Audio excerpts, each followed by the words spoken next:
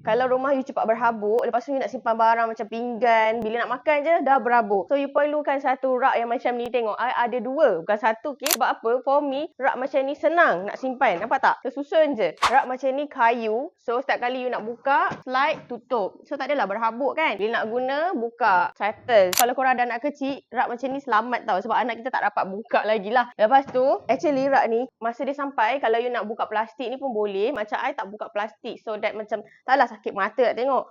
Kita macam privacy. Tetamu datang pun tak tahu apa ada dalam ni kan. Macam ni dia sampai, dia ada garis-garis macam ni. So macam, tak apalah janji tak nampak dalam. Tapi plastik dia boleh buka kalau nak buka. For me, I dah pakai rak ni, kayu. I dah pakai dalam tahun ni tahun ketiga. So, kalau korang nak cari rak yang agak affordable, for me, berbaloi lah ambil yang ni. Dia ada kayu, dia ada besi. Tapi yang ni, I ambil yang kayu. Berapa layer pun you boleh pilih. Macam I ambil dua-dua ni 5 layer. So, dia macam standard lah. Sama saiz dia kan. Yang penting, kita punya barang makanan. Yang atas ni, I buat bekas ubat dengan nak bancuh air. Kalau korang tengah cari almari bertutup, this is the one yang I recommend. I memang suka almari macam ni. Senang. Cara nak pasang pun senang. I dah tunjuk dalam video sebelum ni. Okay? Kalau korang tengah cari almari, boleh try yang ini.